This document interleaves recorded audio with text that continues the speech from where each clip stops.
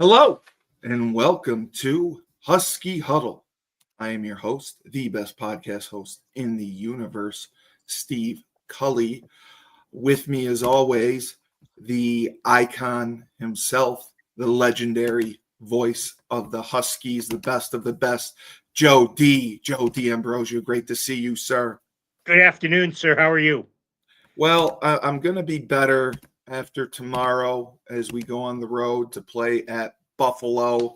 We talked about it a little bit, and I believe we played Buffalo. I was at the game in '09 when we went to the bowl game against them, and I think we played them a few years ago.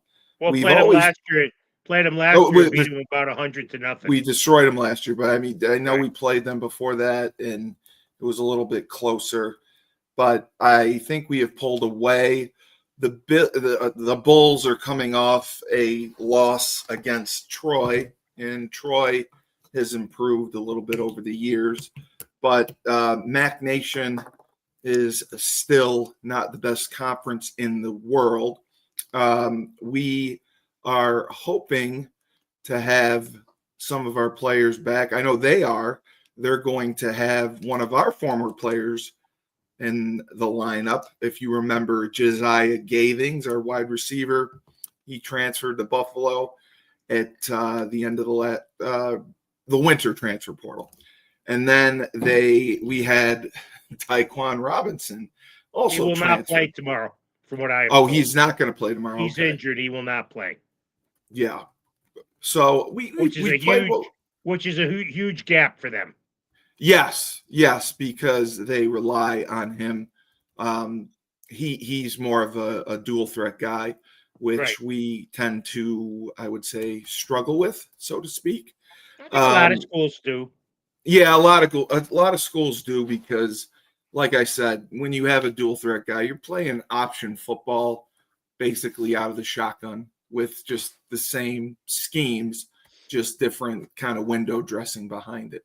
Right. So I'm really hoping that we can shore up our defense and have things come together this game, because if we do not, especially the last 2 minutes of the half, I went back and looked, the last 2 minutes of the first half, the last 2 minutes of, the second half, that's where, you can flip the score and get a 14-point advantage, or you can lose a 14-point advantage. And unfortunately for us, we're not closing out the halves as tough as we normally would like, I would say. No, and I always think that's a conditioning thing. I totally agree. We look at. I think if you're physically strong, you can close out halves and stuff. And the fact that they have not been able to close out halves the way that they would like, or games. They didn't close out the Syracuse game. They didn't close out the. They didn't obviously didn't Ball close out State, and Delaware. Ball State. No, not Ball State. The Delaware game. Yeah. More than anything. Yeah. So it's early, obviously. Yeah. But when you play an independent schedule, you play 12 one-game seasons. That's really what it is. Yeah. And I think that's the way they have to that's the way they have to look at it. Each game is an entity itself. I was just reading in the Buffalo News, and now it says digital access, so we'll see you later. So enough with that. I'm not paying. That's ridiculous. No, I know you gotta pay for everything. It's crazy. Everything's behind paywalls, which is understandable. Yes. But so, anyways, whether it's Tyquan Robertson or whether it's the backup, UConn should go into this game. UConn should go into every game, even the BC game, feeling a sense of superiority, because they know that 99% of the time they have the two best offensive players on the field in Edwards and Bell. The offensive line has to open holes for Edwards, and they've got to keep Pignano clean, and give him time to make his reads. You don't want to get stuck, in my opinion, Steve, just locking in on Bell all the time. Right. You've gotta throw the ball to Rosa out of the backfield. Edwards isn't much of a receiver out of No. the backfield. So you've got to try to throw the ball. I would still like to see them get the tight ends more Yes. involved. When you've got big horses like that at tight end, use them. Don't just use them as a sixth offensive lineman. Use them as your sixth receiver They're a or your fifth mismatch. receiver. Your fifth receiver, right? I mean, Absolutely. you can create some mismatches, um, especially running like 10 to 15 yard patterns and using your body to keep yourself Right. between the defensive back and the quarterback, so Those that if they option go routes. through you, it's pass interference. So I that's what I'd like to see. And defensively, to be honest with you, who knows? They were better against Ball State, but Ball State's not a very good offense. Not a very good offense. Yeah. They did fine against. I'm taking the Central game out of the mix, with all due respect to them, but they did fine against Syracuse for 3.5 quarters. They stunk against Delaware, plain and simple, and they were okay against Ball State. So who knows what to make of the Yeah. defense? I think every week is going to be a crapshoot. Yeah. I think we're still an enigma there, and we have to find our identity. I totally Exactly. agree with you. Yeah. Yes. And Yeah. Exactly. and, Exactly. and I do think that, and like you said, most teams do have more of a difficulty when you're going against a running quarterback, and it's been kind of glaring with us. I had wanted to ask you a little bit off topic here to Sure. get your thoughts. Oklahoma State fires Mike Gundy. Napier is on the chopping block at Florida, and even they've mentioned hesitantly Dabo Sweeney. I Yeah. mean, I don't are buy that think one. I I'm don't buy trying that not to one. buy it, but I didn't think Mike Gundy would ever get fired. I know he hasn't. I know they were bad last year, and Clemson has won national championships under Dabo, and he's had one or two rough years. But the coaching thing now, I mean, they did a statistic, I believe it was last year, and there was over $100 million in dead money that schools are spending because replacing the head coach and then replacing the coaching staff. Do you think that it's getting out of hand? I know that we're in a different climate, but like it just seems to me you have one bad week. I mean, and things turn completely against you, and you have to I survive. don't like. I'm sorry. Go ahead. I'm sorry, Stevie. I thought you were No, you done. have to survive the week and then get a win and then hopefully come back on. But that just it just blows my mind that they're getting rid of guys like that. I don't. And good afternoon, Coach Human. Good afternoon. I don't understand what's the benefit to firing a coach in the middle of the season, You especially lose the 3 games team. in. It's not the NFL. It's not pro sports in that regard. I just think it's much better to ride the course. You can be looking for that next Sure, guy. Of sure. course, in this day and age, it's not easy Yeah, to do that secretively. nothing stays a But secret. you look at college football history. Anytime a school has fired a coach in the middle of the year or Nothing good. early in the year, it doesn't turn their season around. No, no. That's the hope. You stick an assistant in there. Um, it happened at UConn when Paul Yeah, Pasqualoni was let go for TJ Weiss.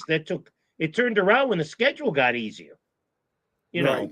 know, um, when Randy 2.0 got Randy. fired, that went downhill rapidly. Oof. Yeah. So I don't I don't think firing a coach in college football in the middle of the season is a formula for success. And plus, the odds are you're not going to get your next guy during the season. It's You not going can't. to Yeah. happen until that. Well, So you you're rarely not going to do. get an edge on recruiting. You're not going to get an edge on any of the stuff that you think you're gonna. I just, and I don't know what you think, Shu, but I just don't think it's. I think it's unnecessary. I think you have a better chance to turn your season around with the guy in charge than you do by bringing in some assistant coach. Are we Yeah. talking about a particular firing? Yeah, or Dave. I Well, asked him Gundy. about Gundy, Okay. but I think UCLA Gundy, fired their coach. who did? And Who did? Oh, UCLA did, but they're Well, losing recruits is part of that it. doesn't That's matter. why. Oh, it doesn't matter. No, because They're they the were going to lose them transfer. anyway. They're going Oh, to lose them anyway. So as that's soon decent, as they got rid of the coach, whether it was after season or before, they're going to lose those recruits anyway. I think well, in two different cases. First of all, I thought Carl Durrell. Carl Durrell was before him. Yeah. Oh God. Deshaun Foster, I think his name Yes, was. great running back. He was a And running played back at there, yeah. UCLA. Yes. When you People elevate said a guy, he was a poor hire. yeah, when you elevate a guy who's never been a coordinator, Yeah. I'm not sure what you were hoping to accomplish. So, I don't know how they did not think that this would be inevitable. Number one, UCLA doesn't have does not do that well with NIL, which is part of why Chip Kelly was out. He'd rather be an offensive coordinator, or that's true. Than coordinator job. be the head coach. And I mean, there's other things too for him as well. But I think that was a bad hire in particular. His press conference didn't go well, and it was downhill all from there. I could have told you that at the second the press conference happened that they were going to be in trouble. Coach Schumann, I just wanted to point out to you, Jamal Lundy had something he wanted to say to you. It's in the comment section if you'd like to read it. Need Wander Powell. Who? Xander Powell. That was the receiver I showed you. The 5'10" kid, the smaller kid, and then who needs them? Who needs them? Uconn. We need them. Oh, okay. And then Jade McDuffie, the 6'4" kid. Sure. But yeah, I'm sure they could use him. Finishing my point, Gundy, I think may have been. I did not see that coming. He may have been as done as they may have been done. Meaning, like, the guy's been there for a long time. He's had a lot of success. He's a legend. I mean, but he doesn't have I wouldn't call him a legend. Right. You're right. Maybe Oklahoma State is. Maybe Oklahoma State. But he's right. He didn't win a conference title or go to a big bowl. Yeah, but I would say for Oklahoma State, he kind of is. I mean, he was a quarterback there. He was the best quarterback. And he's an Oklahoma State legend. I mean, coaching wise, I would say he's a very good coach. Did a lot with maybe not as much as other people had for a long time. I think NIL finished him off because he no longer had T-Pick and Boots to fund. He passed away, unfortunately, a little while back. Oh, that was his mentor. Yeah. Well, no, that was his money. That was his bag man. Okay, I'm thinking of somebody else. Pickens was his bag man. At one time, they had better facilities than a lot of other teams because of T-Pick and what I mean. So I think at one point they had better facilities because of it. Obviously, other teams have caught up, but I think that it's an important thing that maybe. So really, go into what Joe was saying. I think it depends. So I think in most cases, I agree. It has probably a zero impact on the season one way or the other. I agree with that, definitely. I believe that these guys think that it's like a signal that we're open for business to hire a coach, whoever that coach is. So by firing the guy, potential hires down the road. Why are you tweeting on behalf of me? I didn't know it was coming on behalf of you. I'm sorry. Man, learn what you're doing. Well, I'll delete it. Put your name in there, and then that's fine. But don't put mine. So anyway, I think that I think that's the case. I think when a guy gets fired, it's a signal. It's a signal that we're open to hire somebody, and then I don't even know that it gives them more. I think they know guys they want to hire, but I think it may be, and you might be way more experienced with me than I am. This is just a hunch that it's a signal that, hey, some of the guys we might be talking to, they now know that it's obviously serious that we let the person go. That's the only thing I can think. But I mean, like Billy Napier, I mean, he's going to be allegedly the next to go. The Virginia Tech coach got fired. I watched their game against. They looked atrocious. Well, who did they play last week? I know Miami? Oklahoma State lost to Miami. Tulsa. They got Florida. No, but Florida. Miami. I watched that whole game. Yeah, against Miami, he made some decisions that I don't think a bad high school coach would have made.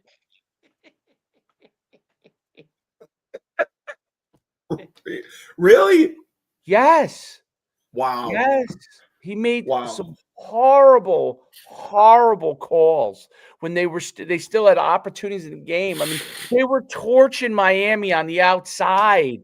They have two great Florida has some backs, and they try. He decided after going outside, all of a sudden decides to just run it up the gut. Like, I mean, that's why I say, like, a bad high school coach could see my kid's getting outside. Oh my God, let me just keep giving him the ball. Like, if we're gonna have a chance to win this game, I mean, it's not much more complicated than that. You know, no, I get that. It seemed to me like, especially for UCLA and Tech, 2 or 3 games into a season to dump a guy, like Joe said, I don't think it does any good. I know it gives you a head start on hiring someone good. Yeah, you know what stinks for the current players? The kids, because they all got to leave. But I'll since tell the you current players don't care anymore, I'll maybe tell it you who doesn't else stink. Stinks for the assistant coaches. Absolutely. Yes. They know their asses in a sling in 9 weeks. I didn't even think about that. You're Absolutely. right. You're right. Absolutely. Although at that point they might be coaching for they're coaching for their next job. How they're doing there. They're still, but you still you see the writing on the wall, and your guy gets fired, even though 99.9% of the time it's an assistant from that staff who gets hired to take over. That doesn't mean, and I would also, I'm sure there's numbers on this, but how many interim coaches ever get the job full time? Get named afterwards? Yeah, right. It's very rare. I would say less than 5%. I would agree with that. It's very, very rare that they do it. Marcus Freeman was he an interim? Yes, Freeman was a Rudy guy, where all the players went in and put their jersey on the ADs. So he wasn't interim. Yes. He was the interim for Kelly. Okay. Yeah, and said we want him as our head coach, or we're quitting. They pulled a Rudy allegedly, and that's how they got him in. Worst movie ever made. Joe, I could kiss you right now because I feel the same way. You do, and I'll beat the crap out of you. I hate Rudy. I hate Rudy with a passion, and I agree with that. I don't know wholeheartedly. But yeah, I like. I'll tell you what I like about Rudy. I'll tell you I'm going to tell you the most important thing about Rudy is the end. Yeah, but allegedly that's not true. No, not that. He did not. No, not that. That's none of that. I'm not talking about any of that. I'm not talking about the tackle or anything like that. The thing that at the end had happened, and it's glossed over, and it probably maybe should be a little more emphasized in the movie, was that every one of his family members went to college after him, and none of them went before him. They never. They never mentioned that. They do mention it at the end. At the end. They do at the end. Every one of his siblings went to college after him. The one before him, remember the one that was a little jealous of him or whatever, from the movie. Yeah, the older brother. I don't know if it's true or not, but marries his girlfriend or whatever. I don't know if any of that's true, but though everyone before him did not, everyone after him did.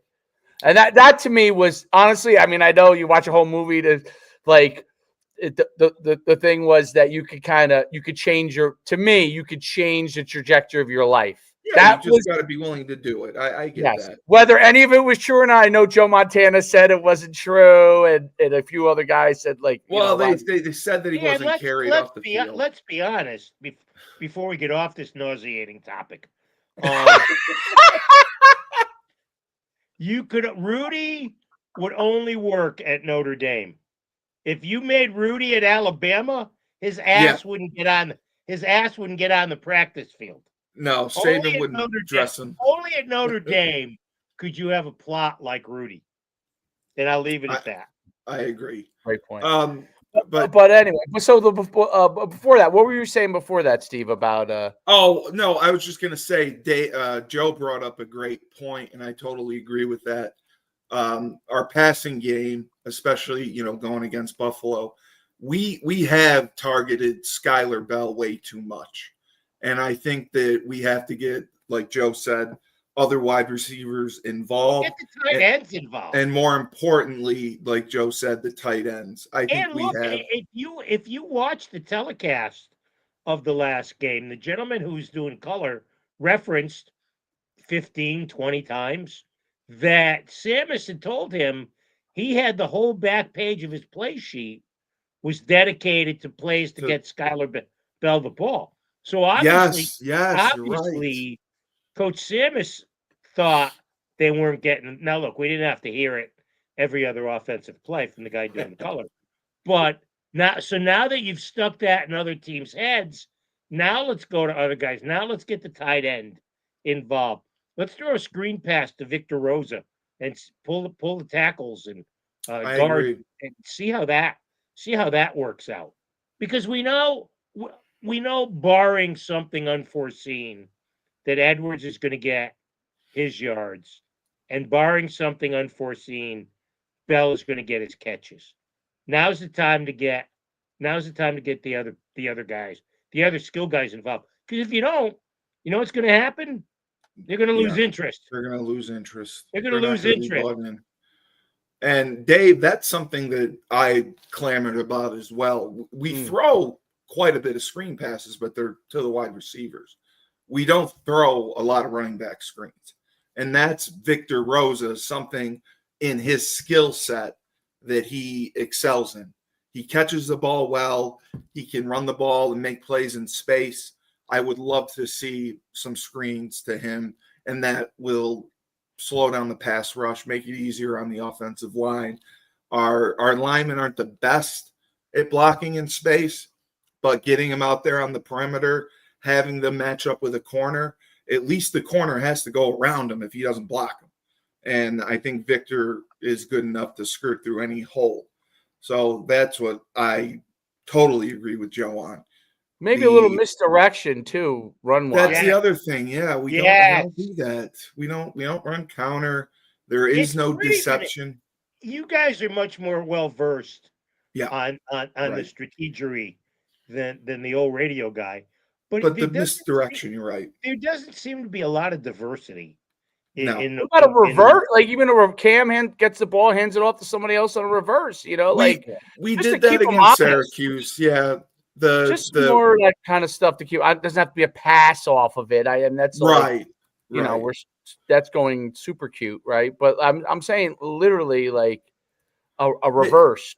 They haven't done a reverse. They've done the end around a couple times and had some success with it. But the end around ends up hitting inside, which I don't like. And we should have a pool. When do they throw the double pass? When do they run the double pass play again? That was the Syracuse game. The double pass where they threw it. Yeah. They've done it like every game, right? Pretty much. So they've done something along where he's had a run pass option off of it. Correct. Yes. And there was a nice article. Maybe now they should just throw it to him, and then the quarterback Fagano leaks out the back, and they throw Fagano a touchdown. Yeah. Oh, I've always liked that play. I've always liked that play. No one's covering Fagano. I can guarantee you that. They'll say, let him run down the field. Nobody covers Fagano. Joe, I wanted to ask if you knew about this player because I didn't know he was a walk-on, and he's had some catches. He's seen some time here and there. He's a walk-on from Milford, that John Nider. He's the kid who threw the touchdown pass. Yes, he threw the touchdown. Yeah, he's a diabetic. He's a type 1 diabetic. Yes, Right. I read that. I didn't know he was Connecticut's Gatorade Player of the Year. Yeah, last year. So that's were you familiar with him before he came? Not in the least. Not in the least. I could have walked by him on the street and had no idea who the hell he was. Yeah, because he looks like just a normal dude. As a type 1 diabetic myself, once I found that out, he's become my favorite player. So I root for him. I root for him greatly now. I guess he's got to be mine then it's too. not like it was 50 years ago, where if you had type 1 diabetes, they didn't want you to play sports. Bobby Clark. Oh, they didn't let you play at all if you had type 1? No.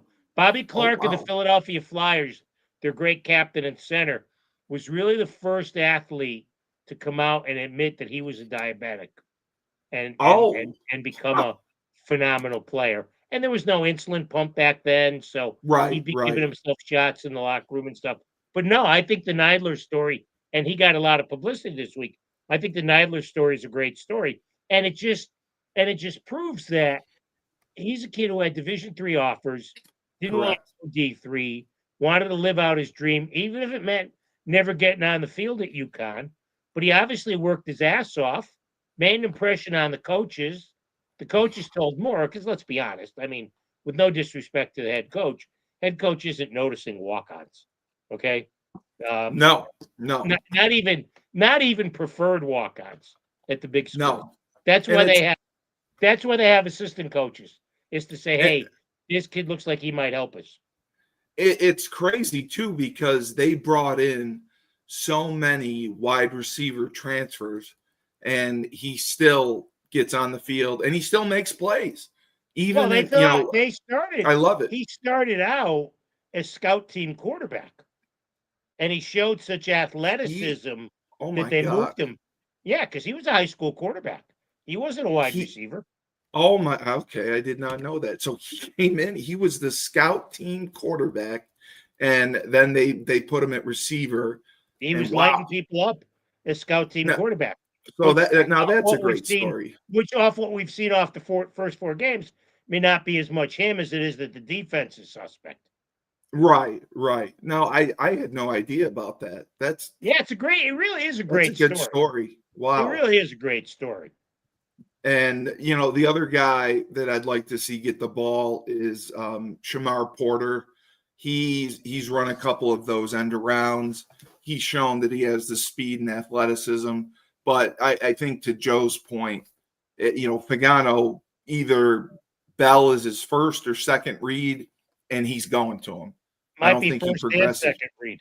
He might be first and second. And we don't get to Shamar Porter, who I think is definitely a playmaker, someone that's being underutilized. I think we can get more out of him. And it's going to be. And I agree with you, Stevie, up to a point.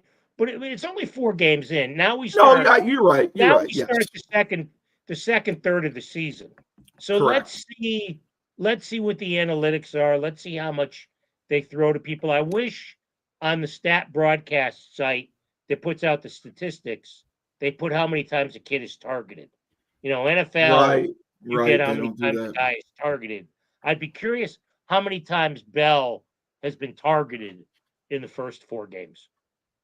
I know he was targeted a ton of times against Delaware. Well, that's not a number. But it was double digits for targets. I remember that because they did put that up. But otherwise, like Romello Murphy, I think is very talented, and I'd like to see more of him. Chris Parker, he's gotten limited reps at receiver, but it looks like, from what I'm seeing, I know the injury report is different at the college level. Chan is going to be good to go.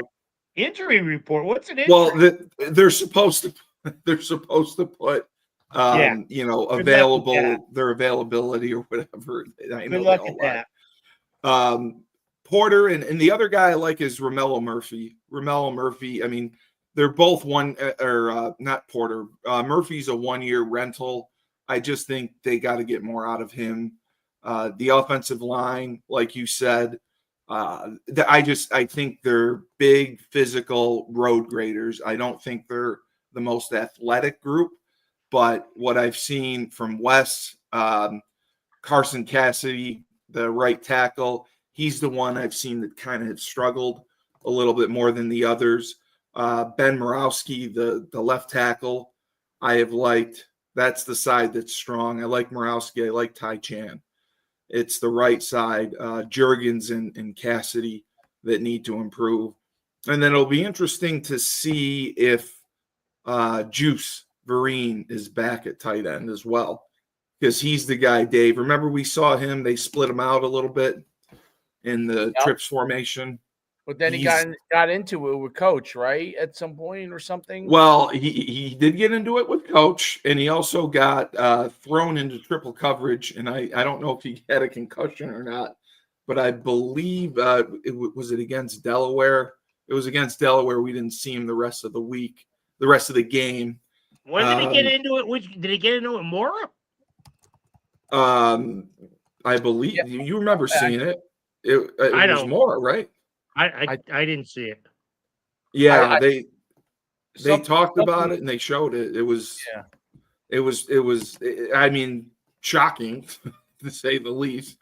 Do that in the old days and see where you end up. Yeah, Randy would have put you 6 feet well, not just under. Randy. I mean, 95% of the college football coaches would have done it. Yeah. But I do agree with you. Hansen is a difference maker because he's the best of both worlds.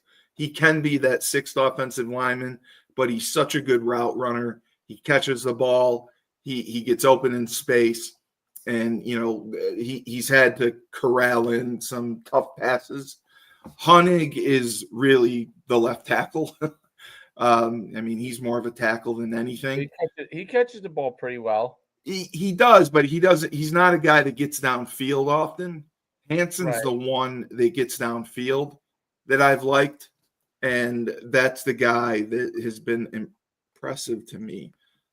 Juice Vereen is very athletic, but when you see him on the line, he just struggles. He's not an on-the-line tight end. And at the running back position, we talked about it. Cam's going to get his carries. I still think MJ Flowers needs to be involved in this offense. And nothing against Oliver, the Swedish kid. I really, from what I saw of MJ Flowers in the spring, he's a bigger physical back that can get those short yardage situations that we've struggled in. I'd like to see him. And then, we've talked about defense. Taekwon King and Parham have played well somewhat against Ball State. They've at least shown improvement. And the guys that really have to step up the game is the secondary. And if you look at the secondary, it's Brinson, Chadwick, Pringle's the guy who's been there for a while. Tyrese Mills has been there a while. And Malachi McClain is the other guy. The transfer from Georgetown I do like. I can't pronounce his name, but I watched him play last year. I thought he was good. Donovan Branch was injured last week. I don't know if we're getting him back, but I was looking to see. Dave, did you see a spread on this game at all?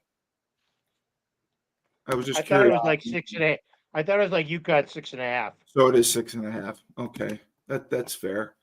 That's fair because we don't know what we're gonna get. I mean, the biggest 3.5. 3.5. 3.5. Oh my which is God. basically a pick. Pendle, So that means if you played it at Jesus. home, you'd be a 6-point favorite, 6.5 point favorite. Joe, what do you think attendance wise that they'll get at Buffalo? Because I mean, Buffalo. I've always loved Buffalo Stadium. They had natural grass. They always used to cut it high. I loved it. It slowed you down, right, Steve? Yes. Joe, as you know, everything slows me down. So I don't know what they'll get. I don't know if it's a special yeah, day, you know, if right, it's like homecoming or some happy horse shit like that. I don't think they draw. I don't think it's a right, place that I don't think they draw big. I mean, nobody looks at UConn as a rival. Let's be honest about that. right, right. You know, Right. Let UConn's me ask nobody. you. I wanted to ask you this. Do you remember in 2000 when we played at Buffalo and the stands were packed? And they were packed for one reason and one Tony reason Hawk. only. Do you Tony remember? Hawk. He was in our. Do you remember? He was in our Yes. hotel. He was in our hotel. He was Yes. in our hotel. Yes. Yes. Remember that? He was in the elevator when we were getting out to get to the Yes. game. Their Yes. two home games, they've drawn 15-7-4-0 and 12-0-6-8. So I'll give you they'll draw somewhere between 12 and 15,000. That would be my guess. Dave, the place was filled because Tony Hawk did Oh the yeah, halftime show. back when he was a big deal shoe. Yeah, I They brought remember. When he the was half Mr. pipes in, Skateboarding and we He had was a guys big trying deal. to sneak out of the locker room to watch at the halftime. halftime Yeah, show. I remember that. I remember that. Oh my god! And then everyone left after halftime. And All he the had. fans Let me left. just say this. He had an entourage with him that were all 9s or 10s. Oh, Oh, he did. nice. Wow. That couldn't have been cheap either to bring him there. So that's going to be interesting to see. But from I was looking at some of Buffalo's statistics, and I saw some of their highlights. I mean, we clearly are the better team. This is a game where I don't want us to play down to their level. We have to play up to our level consistently. And consistency has been the problem all year. We have to get off on third down. That has been trouble for us. We have to convert on third down. And I really would like to see some innovation with our offense.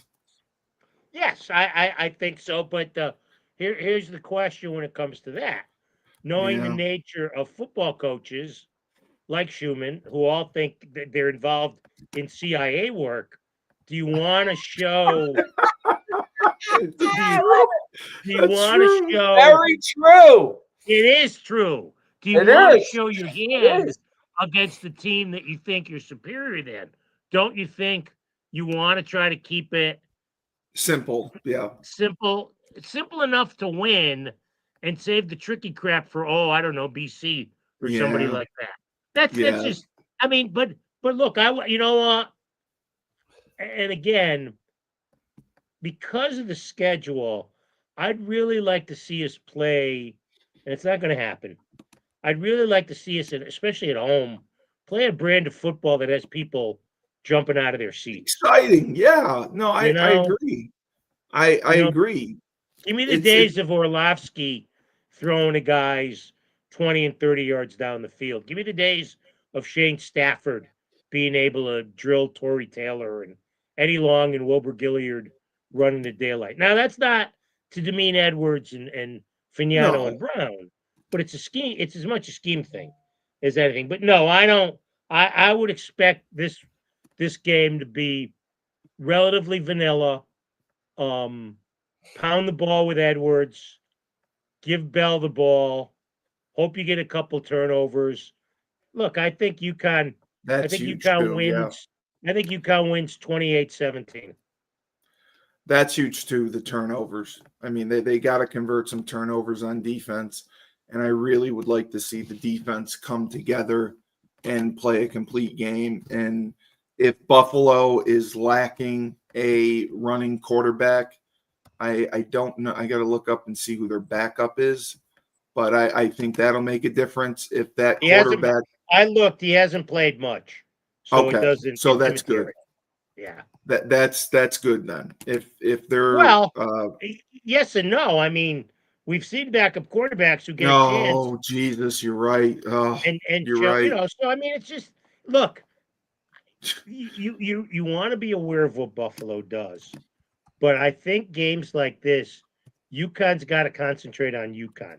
Be the best Yes. UConn they can be, because if they are, then they're going to win. But on the Yes. road, if you open the door Yeah. for the slightest amount, especially when you're on the road, you give the home team a chance to think they can win, and those 14 or 15,000 people who come to the game before going to Duff's or Anchor Bar to go get wings, The Anchor then they'll be Bar. all excited. You're right. You're right. No, I remember the Anchor Bar. I was trying to look. Joe, do you know what their schedule is? I was trying to check their schedule. Well, it's all MAC teams. Other No, than they're Minnesota. I mean their record. I'm sorry. Yeah, they're 2-2. Yeah, we did They this are last 2-2 time. like us. Okay, that's Yeah, right. they lost to Minnesota. St. Francis. They Right, lost to right. Troy. They beat St. Francis, and they And beat. Kent Hold State. on a second here. Kent And they State. beat They beat. State. So Okay. So I mean, we beat Central and Ball State, so we're not setting the world on fire. But no, you're that's a good absolutely right. observation, Stevie. If That's a good observation. That's If the world on fire. No, but he's right. If we play like we're capable of playing, this game should be Yeah, not even close. We have to play our 28-7. brand. 28-17 is your final. Book it. Don't waste a Yeah. beautiful Saturday. Get out and do something. Yeah, I'm gonna be at the game. So I'm excited to see and yell and scream. But So you're totally ignoring my advice. I gotta go. It's close. I love Buffalo. How far is it from you? It's about 3, 2.5, 3. Well, here's what you do. You run on the field and you carry a banner that says Husky Huddle. Husky Huddle. That's it. Yeah.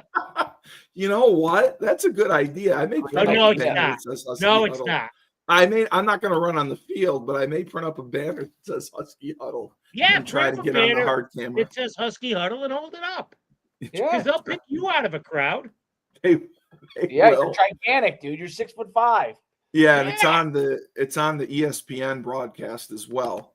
It's So- on ESPN Plus, yeah. Or ESPN Plus. Yes, it's on ESPN Plus. You know, I yeah. have a quick question. So I get a lot of I get all the UConn games, but you know how I get them? I go on YouTube and there's all these Oh, you can stream them on YouTube. Yes. there's all these what would you call them? Like pirate channels? Yes, they're pirated links. Yes, exactly. I never miss a game. My son's always like, it's not on regular channels. How do you get it? I'm like, I just type in UConn, Connecticut versus, whoever we're playing. Yeah. And I just keep scrolling. Some of them are just like gambling things, like giving you updates and stuff. And then every once in a while, you'll have the game. It's unbelievable. Yeah, no, that's exactly how they do it. How do they do that? YouTube will, if you have an illegal stream, they can put it up on YouTube, and there's so many of them. Half the time, they can't police it and get them all. Oh, it's getting a lot stricter. They are getting stricter. Yes, it's a lot tougher to pirate broadcasts now. Yes, yes. It's well, they're like taking it's like they're mirroring the ESPN broadcast onto their channel. You know, now you're sure you don't have YouTube TV? I do, I do, but I'm saying the other day it was on something that wasn't. I got you. Not the Delaware game. That was on like ESPN 3, maybe, right? So that was ESPN Plus. It was ESPN Plus, but you got it was the Delaware broadcast. YouTube TV. I don't know if I get ESPN Plus. I get.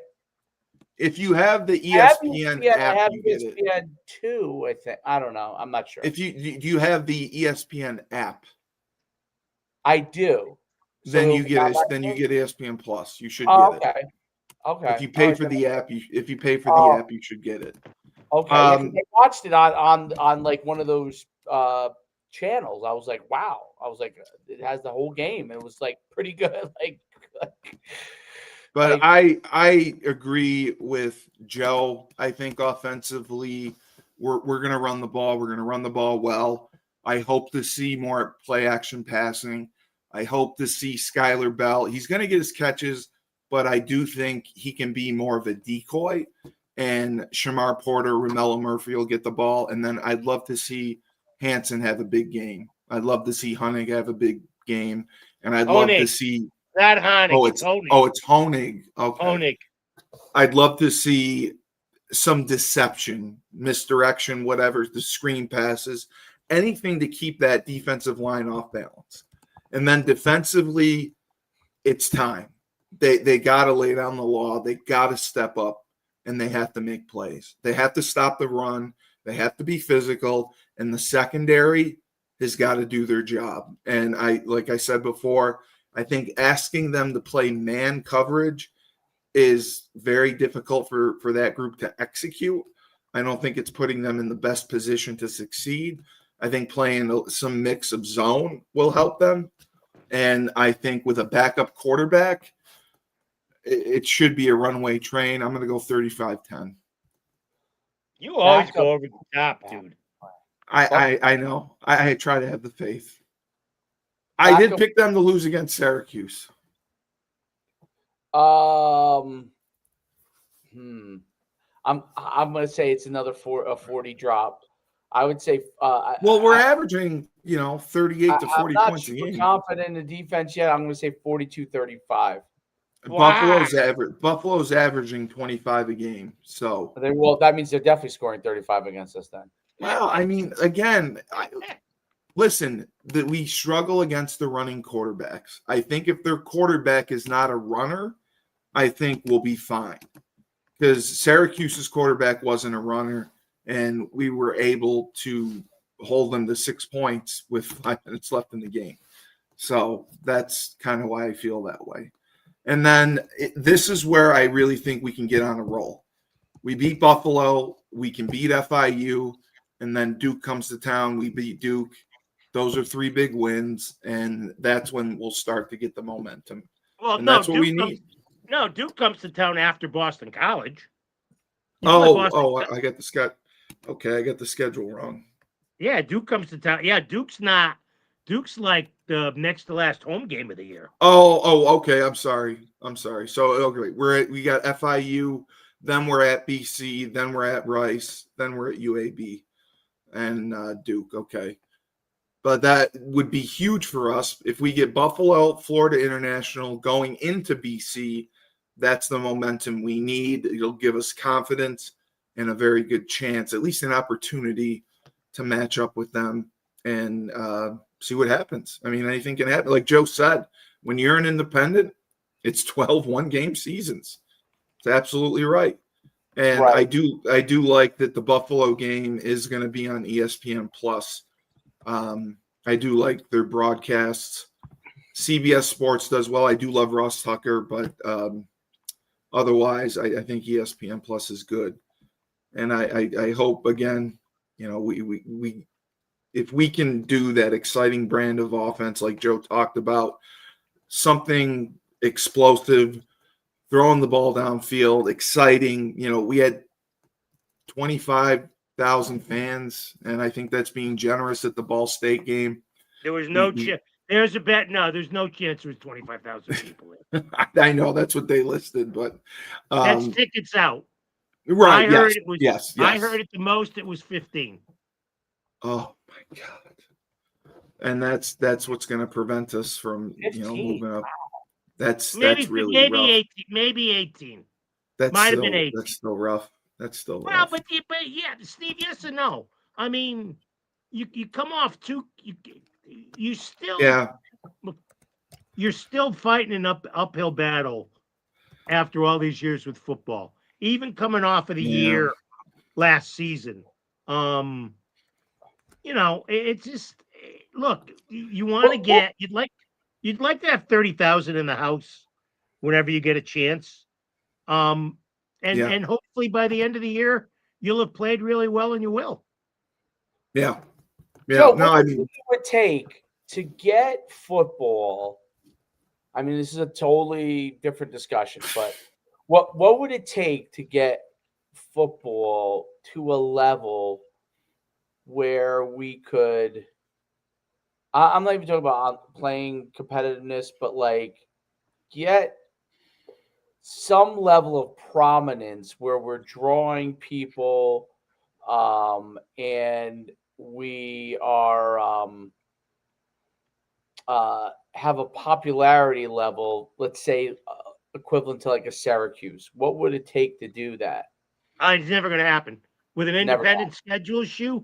It's never going to Mhm. happen. And look, like the ACC has already said, they've kind of put the clamps on how many Yeah, they're going to P5 games their Yeah. teams play. If the other Power 4 conferences do that, then unless BC or Syracuse have an opening, then you're SOL. Then you're confined to the MAC and Conference USA and the Sun Belt. It's an uphill climb. It's going to be getting into a conference. That's the only thing that would make a difference. Because he's right. The ACC, Would we the draw if we SEC. got into a conference? Do you think we would draw this the way that we would need to, or would we have to really win repeatedly within a conference to have that happen? I think at the beginning you would draw Yeah. for the newness of the whole thing, but I think at the end of the day, you'd have to win. Yeah, that's what Connecticut fans are used to.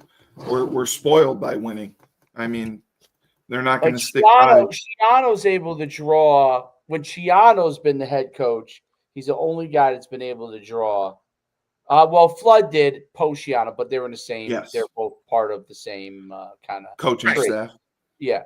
But the guy who took his place, the guy from Ohio State, once he started losing, he was not drawing. They fell off the cliff. Yeah. And then obviously when they brought Schiano in, they've drawn. And obviously if they were not in the Big Ten, they probably, even if Schiano was winning, would not draw. So did UConn, when we were in the Big East, and you guys were both there during that, right? When we were in the Big East, I can't remember. I went to the games, but I really just don't remember. Did we draw a much higher level when we were in the Big East? Yeah, from 03 to 2010, we because it was all rivalries.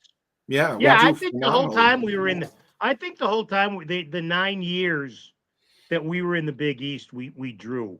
But you saw what happened. We went to the AAC. People didn't give a hoot about SMU or Memphis, Central Florida, or any of those teams. So it's just I mean it's look, it's hard. It's really. But it's really, you do agree, though. My last question. In the next 5 years, if we're unable to get into a conference, a Power 4 conference or a Power 5 conference, UConn football, I mean, as an independent, I just don't see it sustainable. Do you think it's sustainable? No, I don't. I think we'd have to drop. You'd have to get into a league like just for football. Right. Just for football. But Right. you'd have to become an associate member of a league like the MAC or Conference USA, which would be extremely distasteful for people. Yes. But might be the way you'd have to go to survive and do well there and hopefully move up after. But that was my point. You just might have to go that way. So all right, Dave. Very interesting. I'll make a banner. I'll take a picture at the game tomorrow. Yes. Make a banner. I'll make a banner. Make a banner. Burton will love that. That'll be fun. So we all have our predictions, and I thought they were a good one. They were excellent for Joe D, who's going to be working tonight. Very excited. NFA. I work every night. Oh, I work almost every night. I didn't mean that. I know you. I work far too much for a 72-year-old. Let me tell you this. You're 52. We lie here all the time. Mentally, I'm 50. Well, mentally, I'm 22. Right. Yes. When I interviewed Jamal Davis, he said NFA used to stand for no football ability. That's what he told me. Yeah. And, he really turned that program around. Yeah. Yeah. And the coach they have now is coached a couple years at Ellington, and they've got a kid who can throw. Oh, really? So, yeah. Yeah. And who are they playing again? Xavier. Xavier. That's that's That's a which big game. brought its coach Sean Merriman is back this year. He had been at Southern. Sean Merriman is back. He won Oh my 5 rings God. there when he was there before. Oh So, my God, I didn't know that. all right, I gotta go finish my homework, boys. All right. Well, See you Monday. remember, life gives you lemons. Don't make lemonade. Take 2 oranges, throw them back at life. I want to see the sign here. The Here. sign. Create the sign.